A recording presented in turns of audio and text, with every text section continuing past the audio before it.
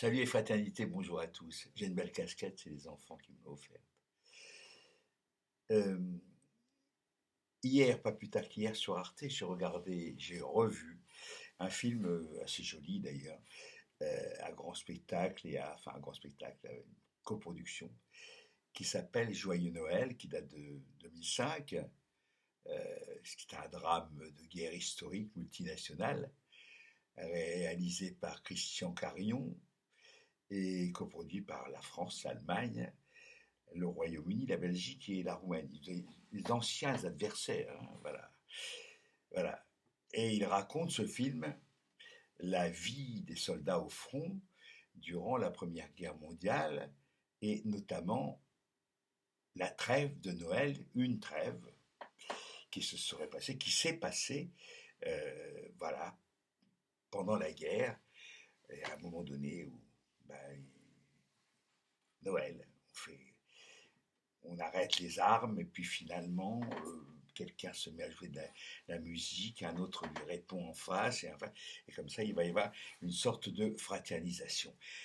Ça fait du bien, sauf que la suite du film, ben évidemment, la trêve elle dure qu'un temps. Et lorsque le jour se lève, eh ben à nouveau, il va falloir canarder, même si les Allemands préviennent ceux d'en face, donc les Anglo-Français, que ça va repartir et qu'ils leur demandent même de venir s'abriter dans les tranchées, dans leurs tranchées. Les Allemands demandent aux Alliés de venir se réfugier dans leurs tranchées. On peut rêver, hein, on peut rêver, enfin c'est passé.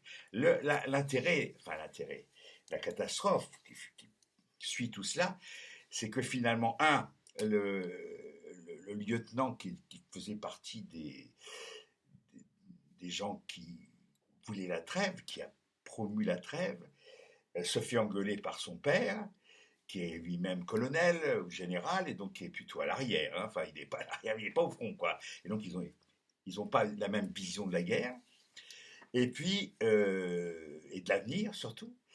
Et puis, il y a, alors là, c'est fabuleux, parce qu'il y a, du côté britannique, il y a un pasteur qui va faire un magnifique discours, un magnifique sermon incitant, condamnant les gens qui ont voulu la trêve et leur disant en gros que la parole du Christ, je ne suis pas venu ici pour la paix, mais voilà, mais pour opposer le frère, la sœur, etc. C'est dans l'évangile, c'est véritable. Mais c'est sûrement une interprétation un petit peu erronée de la chose. Voilà. En tout cas, ce film, il tombait très bien, donc hier soir, je sais pas, très bien, dans la situation internationale actuelle. Euh, il y a aussi un autre film qui est abominable, que je n'ai pas pu revoir tellement c'était terrible. C'est un film britannique, je crois, qui s'appelle Johnny s'en va en guerre, et qui raconte l'histoire d'un type, justement un soldat pendant la guerre de 14. En gros, il reste plus qu'un tronc, quoi. Il a perdu ses bras, ses jambes, la vue, l'ouïe. Et donc, il est comme ça, il est allé, il est dans un hôpital, et une infirmière arrive à communiquer avec lui en faisant en le touchant, et lui réagit, je sais pas comment, enfin, il réagit quoi. Et finalement, ils finissent par avoir une communication relativement cohérente. Et lui, ce monsieur complètement ratatiné, quoi, demande à l'infirmière qu'elle euthanasie, quoi. Alors elle ne peut pas faire ça comme ça. Elle va voir évidemment un médecin militaire et qui lui répond cette phrase absolument atroce. Non, il faut le garder en vie. Il faut le garder en vie comme exemple. Comme exemple. On voit bien là, dans les deux cas, l'alliance absolument épouvantable du sabre et du goupillon. On peut en revenir au goupillon, pour continuer sur cette voie-là.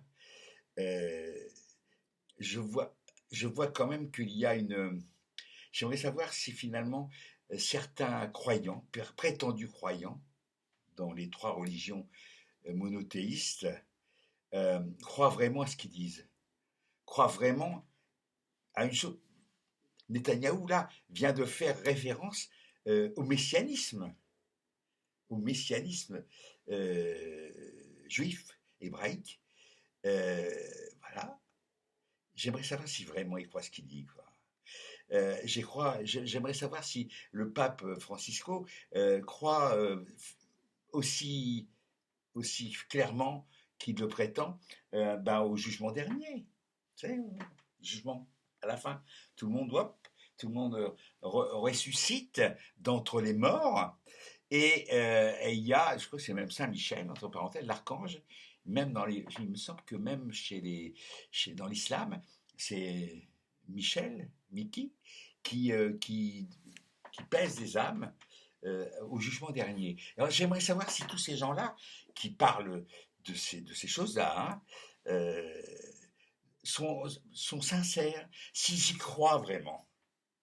Et s'ils y croient, on pourrait demander, mais fermement, qu'ils se, qu'ils en tirent les conclusions et les conséquences qui vont avec. Si tu crois à un Messie, si tu crois à un jugement dernier, tu vois, tu dois conformer ta vie à ta croyance. Ou alors t'es quoi? T'es un rigolo. Ce que j'ai tendance à penser. Mais voilà, il faudrait quand même un petit peu être en cohérence. Alors cela dit, je voudrais juste dire une chose qui va peut-être faire plaisir à mes amis chrétiens, en disant que voilà, des trois religions monothéistes, qui sont les deux, l'hébraïque et l'islamique, ce sont des religions quand même où on n'a pas éradiqué la loi du talion, c'est-à-dire œil pour œil, dent pour dent. Ce qu'en ce moment les Israéliens illustrent avec une certaine pugnacité, pour ne pas dire plus. Et je suis poli. Euh, la loi du talion, oui, œil pour œil, dent pour dent. C'est-à-dire, c'est la vendetta perpétuelle. Hein. Tu m'as fait mal. Là où le christianisme, enfin, je veux dire, attends, même pas le christianisme, je veux dire, là où le message christique, hein, c'est d'un certain Yeshua, fils de Myriam, est assez fort et nouveau, vraiment, il faut dire les choses, c'est que il fait intervenir le pardon. C'est ce dont on plaisante. Si je te frappe, si tu me frappes, je tends l'autre joue. Hein. On s'en moque de ça. Ben ça, c'est exactement l'inverse de la loi du talion. Et c'est exactement le contraire de la vendetta et de l'éternel recommencement des massacres. Ce en croit d'ailleurs Mandela, un nègre, hein, quand même, disons les choses, hein, un mal blanchi, peut-être avait mieux compris euh, le message christique que certains grands penseurs et donneurs de leçons occidentaux notamment. Voilà. Hasta la victoria.